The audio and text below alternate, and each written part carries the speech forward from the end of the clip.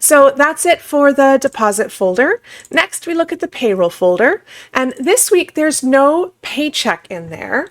But what we see instead is this WSIB premium remittance form.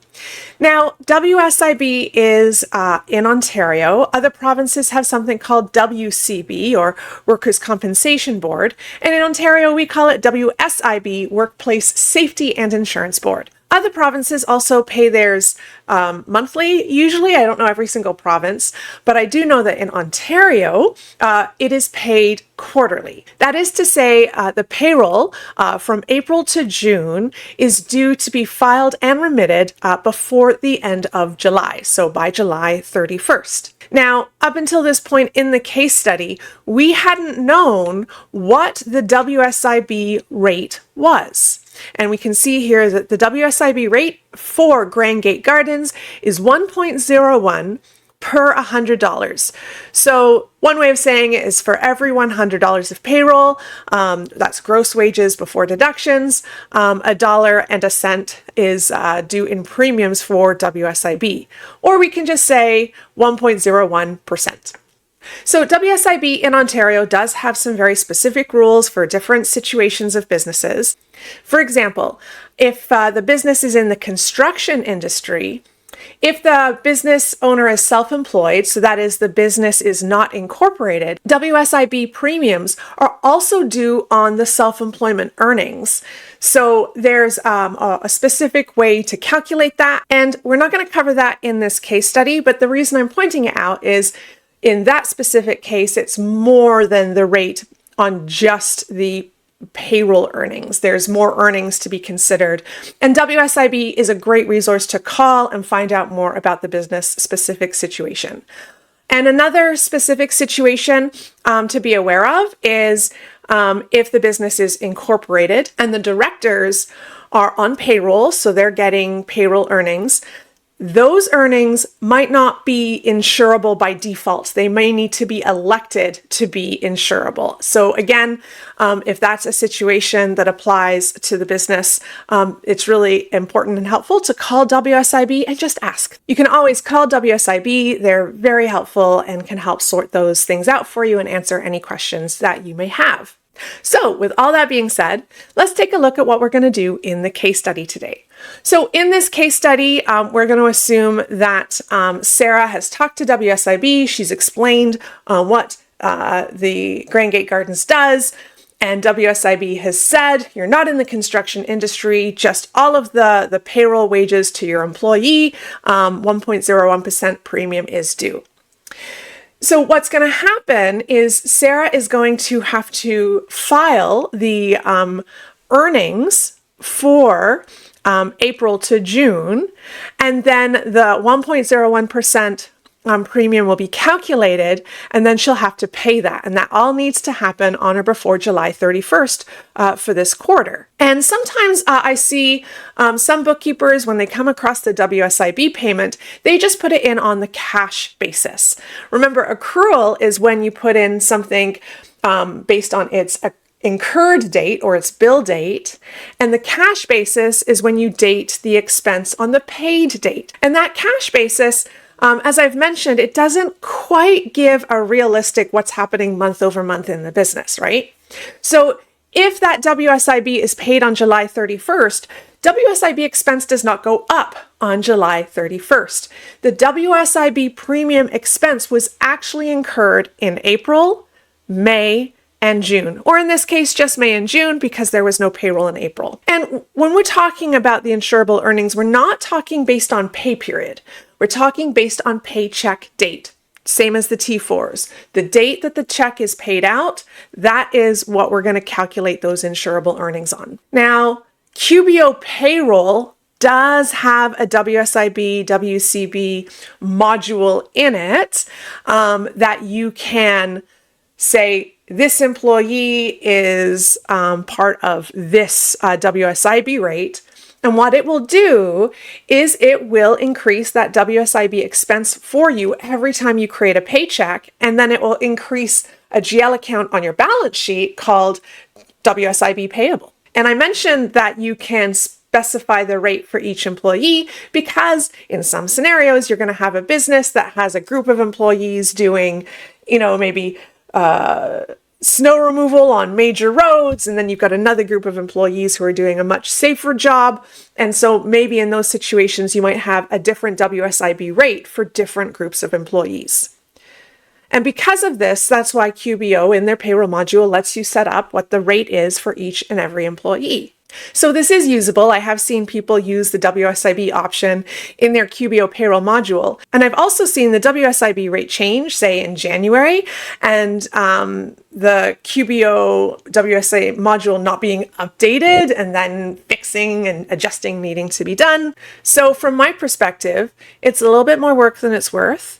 Also, in this case study, we're only finding out the rate now. And also, if you're doing the case study not in QBO Payroll, or if you're doing bookkeeping with a software that doesn't have that WSIB module, for all of these reasons, I'm going to show you the method that I generally use for putting in the WSIB expense. So the first step that we do need to do is we need to find out what the insurable earnings are for the quarter. In fact, we want to find out what the insurable earnings are for each month in the quarter. So there's none for April in this case study because there was no payroll in April. It started in May. So we want to know what the insurable earnings were for May and for June 2025. So there's a few different ways. First of all, if you are using the payroll tracker in your case study, if you've been filling it out, this is the column here that has those insurable earnings. So this is just for employee 1. There is no employee 2 in this case study. And if there was more than one employee, so we'll see 234390 on the monthly source deductions, 234390. It's this column right here that has the insurable earnings in it. And you'll note that this includes any vacation pay that's paid out. So not vacation pay earned, this is just what's paid out, stat holiday that's paid out. So basically the earnings before deductions. So right here, here's our quick answer. For May, it's 234390, and for June, it's 212850. Now, if you're using a payroll software like QBO Payroll instead of the payroll tracker, where would you find that? Well, let me show you where that would be on QBO Payroll. So here we are in QBO. I'm not going to go to payroll. I'm actually going to reports. And the payroll report is all the way down at the bottom. So here's payroll. I almost got caught by employees, but here's payroll. And we're going to use payroll summary by employee. So I'm going to go ahead and pull this one up. Now it's defaulted to last pay date, but we're going to go and confirm, first of all, that there's nothing in April. There's April. I have to hit apply, and there's nothing in April. Then let's go and see how much is in May. And I'll hit apply. And this is the total for all employees, and then you'll see all of the employees, further on if there is more than one. And we can see that the adjusted gross pay is 234390. That matches the total that we saw on our payroll tracker. And the reason I'm doing payroll summary by employee is so that you could export this and sort of delete the directors if those weren't included in your WSIB calculations. So this is our total for May, and then we can just easily flip over to June, like this. And the total for June is 212850. Another form that you might have come across where you'll see the earnings for the month is in payroll under payroll tax. So I'm in payroll tax. And if we were to go to remittance forms monthly, this is for the payroll taxes. The PD7A, this is what the form sort of used to look like before we had online filing. We used to take this to the bank and pay in ye olden days. So let's take a look. So back in ye olden days, CRA would send out this blank PD7A, and we'd have to fill it out and take it to the bank and pay our payroll taxes that way. And it breaks down what the CPP, EI, and tax deduction payable is. but it also tells you the gross payroll. So there's the 2343.90 amount again. So just another place where you can find the earnings. I like to see the report better because then I get to see the breakdown where it's coming from, and I have a little bit more confidence in numbers where I can click it and see what's going on in the background. Again, I'll just drop this down and show you that June is that 212,850 number as well. So now that we know what our insurable earnings are, what's the next step? As I mentioned, I don't put the WSIB expense on the date that it's paid in July. I put it in the month it's incurred, and I put it in as a bill each month. So we're going to go new, we're going to go bill, and I'm going to pull up WSIB. And the bill date, I'm going to say, is May 31st. So we're going to go May 31st. And then the bill number I call May premiums. The category, now this is, in this case study, I'm going to give the category WSIB expense. But remember, when we set up QBO Payroll, it did set up the option for the WSIB to be done. It doesn't remit it through payroll, it just accrues it through payroll, so you don't have to do the bill thing that I'm doing right now. So if you were using the WSIB payroll through the QBO Payroll module, it's been putting in that WSIB expense each pay into a liability account called Ontario WSIB. And that's a liability account on the balance sheet, and then you don't have to do these bills because it's already done it dated the day of the paycheck, and you just need to say, oh, July 31st, this is how much I'm paying, and you pay it out of that Ontario WSIB payment account. Anyway, so we're doing WSIB expense, and this is where I'm going to say what the details of how I calculated it. I find it very helpful to put right into QBO myself. So I would say earnings, and let's just grab it from this form right here.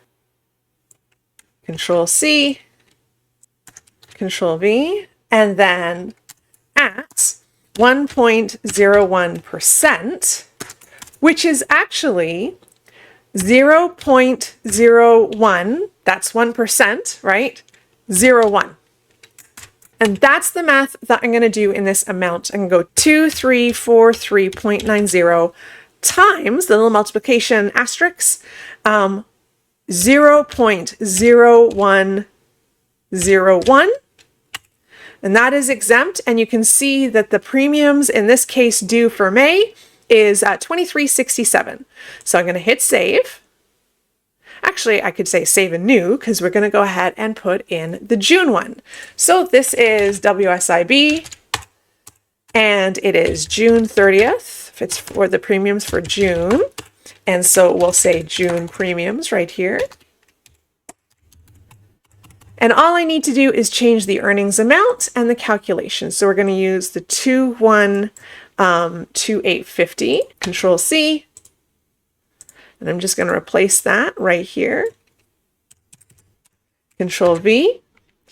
And that amount is 212,850 multiplied by 0.0101.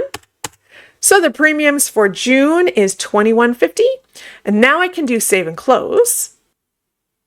And let's go over to the WSIB supplier. And so that's WSIB. So you can see that the premiums due for the quarter would be $45.17. And when Sarah goes to make that payment, that's when we can go ahead and pay these two bills when she files. Now, when she files, she doesn't put these months in individually. We're going to go over to the reports again. We're going to go down to the payroll again. Payroll summary by employee, and let's put in the full quarter to make sure. So it'd say April to June, apply, and the earnings that would be filed is this 447,240. And again, if you're using the tracker, you would just need to, on the monthly tab, equals this plus this. There it is. So there's that number as well. You'd also include April. So maybe you would go equals sum all of April, May, and June, close bracket, and there is our 447240. And so that is all we need to do with this piece of paperwork right here. It was just communicating to us that there is WSIB to be conscious of, and the rate is 1.01.